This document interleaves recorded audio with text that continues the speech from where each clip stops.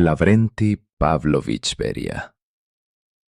El nombre de este hombre infunde un terror silencioso, incluso hoy, más de 70 años después de su muerte.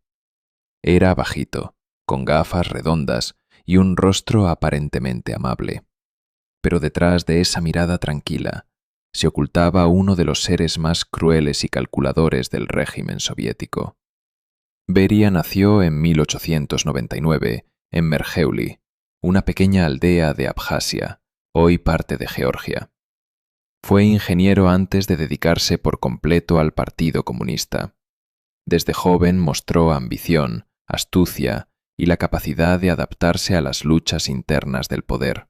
Pronto se convirtió en mano derecha de Stalin en el Cáucaso, y esa relación cambiaría su destino para siempre. En 1938, Stalin decidió que era hora de purgar la NKVD, la temida policía secreta.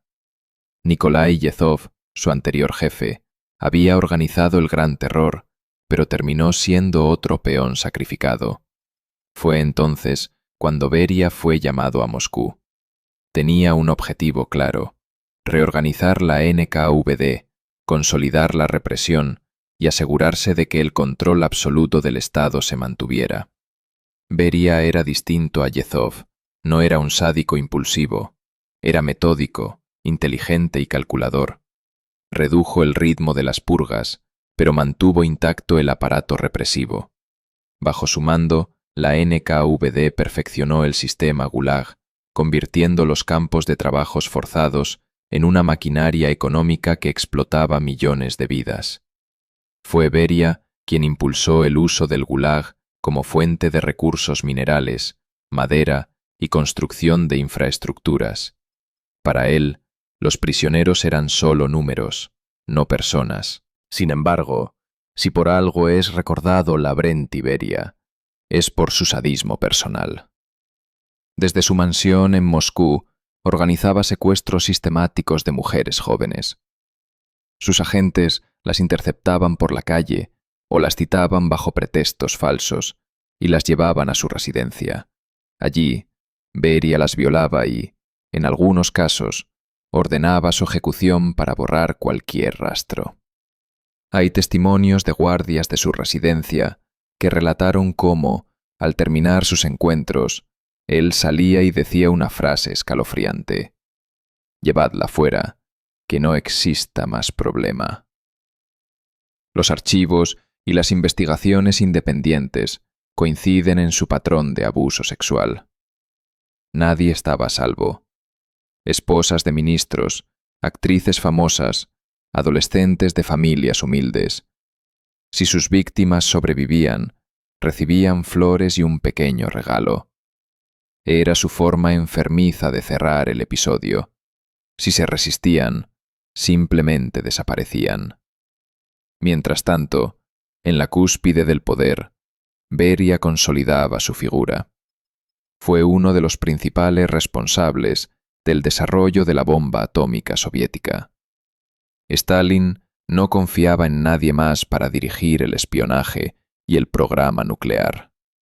Beria organizó la red de espías que filtró los secretos de los Álamos, permitiendo a Rusia acortar la brecha nuclear con Estados Unidos en apenas 4 años. Durante los años más oscuros del estalinismo, el nombre de Lavrenti Beria estuvo grabado en cada decisión sangrienta. Uno de sus crímenes más atroces fue la masacre de Katyn en 1940. Aquel año, más de 22.000 oficiales polacos y miembros de la élite intelectual fueron ejecutados de un disparo en la nuca, sus cuerpos arrojados en fosas comunes en el bosque de Katyn y otros lugares de la URSS. Tras la invasión soviética de Polonia en 1939, Stalin decidió eliminar cualquier posible foco de resistencia. Oficiales del ejército, policías, médicos, profesores, sacerdotes y funcionarios fueron considerados un peligro potencial para la dominación soviética y eliminados sistemáticamente. Durante décadas, Moscú culpó falsamente a los nazis, pero la verdad era conocida en secreto por los soviéticos. La orden había salido directamente del Politburó, y Beria, como jefe del NKVD, supervisó la operación con su eficiencia fría y brutal. Para él, aquellos hombres no eran personas, sino obstáculos en la consolidación del dominio soviético en Polonia. Katyn no fue un hecho aislado. A lo largo de la guerra, Beria fue el arquitecto de las grandes deportaciones étnicas. En 1944 ordenó la deportación masiva de pueblos enteros del Cáucaso, como los chechenos, ingusetios y tártaros de Crimea, acusándolos de colaboración con los nazis. Viejos, mujeres y niños fueron cargados en vagones de tren para ganado, sin agua ni comida durante días, rumbo a Kazajistán o Siberia.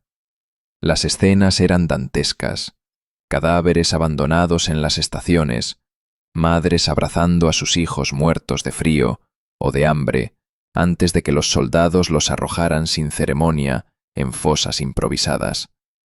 Más de 200.000 chechenos e ingusetios fueron deportados en cuestión de días durante la Operación Lentil, y un tercio de los tártaros de Crimea murió en el exilio antes de poder regresar décadas después. Antes de convertirse en el temido jefe de la NKVD y brazo ejecutor de Stalin, Lavrenti Beria ya había dejado una huella de terror en su tierra natal, Georgia.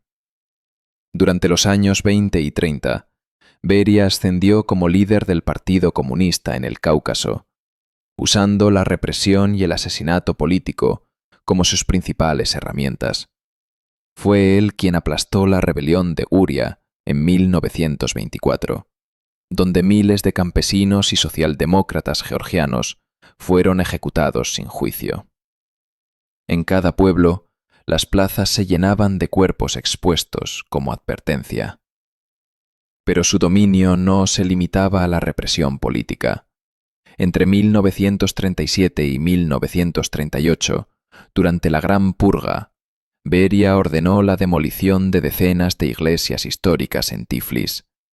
Templos armenios como San Gevorg Kamoyants y San Sarkis, que habían sobrevivido guerras, invasiones y terremotos, fueron dinamitados y borrados del mapa en cuestión de semanas.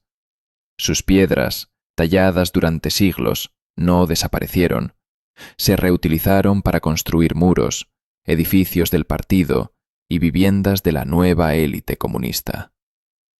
Uno de los lugares más sagrados destruidos por orden de Beria fue el Panteón de Kojibank, donde descansaba la élite cultural armenia de Georgia. Criptas centenarias fueron abiertas, saqueadas y demolidas. Las lápidas terminaron formando parte de bloques de apartamentos y hasta de su propia residencia.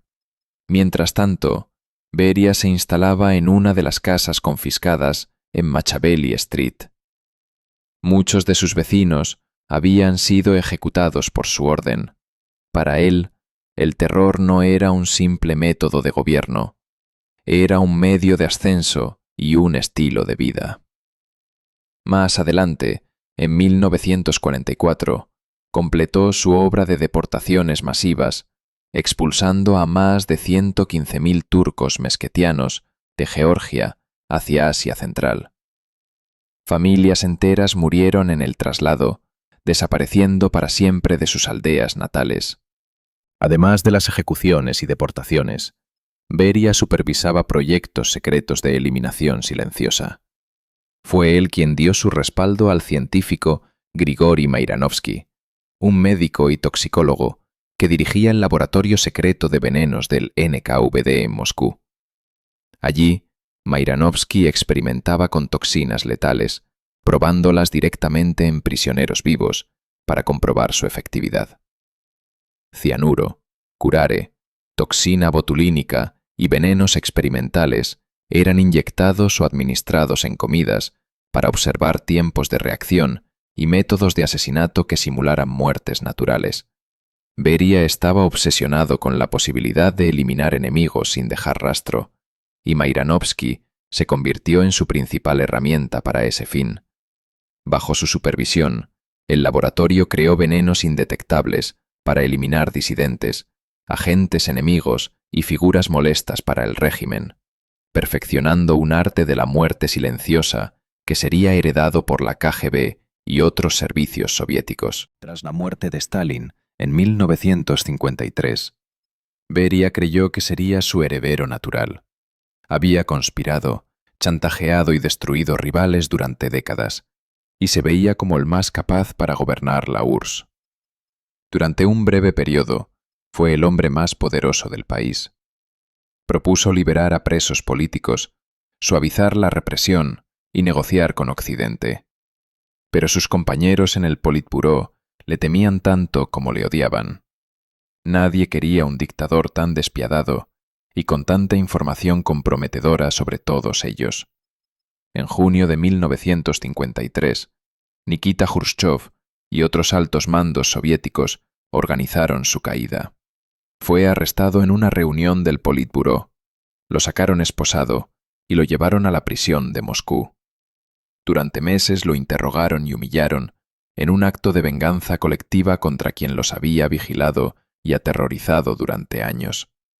Su esposa, Nina Beria, era ingeniera y matemática. Siempre evitó la vida pública y apenas aparecía en recepciones oficiales. Muchos decían que vivía en un estado de negación permanente, ignorando los rumores sobre los crímenes sexuales de su marido. Tras su ejecución, Nina fue brevemente arrestada y su vida quedó destruida. Pasó el resto de sus días en el anonimato, intentando borrar el apellido que la condenaba. El 23 de diciembre de 1953, Lavrenti Beria fue ejecutado con un disparo en la cabeza. Hay relatos que describen cómo suplicó por su vida, llorando y orinándose encima antes de morir. El gran verdugo de la URSS terminó siendo un hombre pequeño y tembloroso frente al cañón de una pistola. Pero su legado sobrevivió. El sistema de control total, las técnicas de espionaje y represión, el Gulag convertido en motor económico. Todo eso siguió funcionando mucho después de su ejecución. Beria no fue solo un monstruo individual, fue el arquitecto de un modelo represivo que se mantuvo durante décadas. Hoy, en Georgia, su tierra natal, su nombre está casi borrado. No hay monumentos ni homenajes. Su mansión en Moscú, donde cometió cientos de violaciones, sigue en pie y pertenece al gobierno ruso. Para muchos, Beria representa la peor cara del estalinismo, no solo la represión política, sino la utilización del terror como placer personal. Un hombre que combinaba la inteligencia brillante con la maldad pura, sin remordimientos.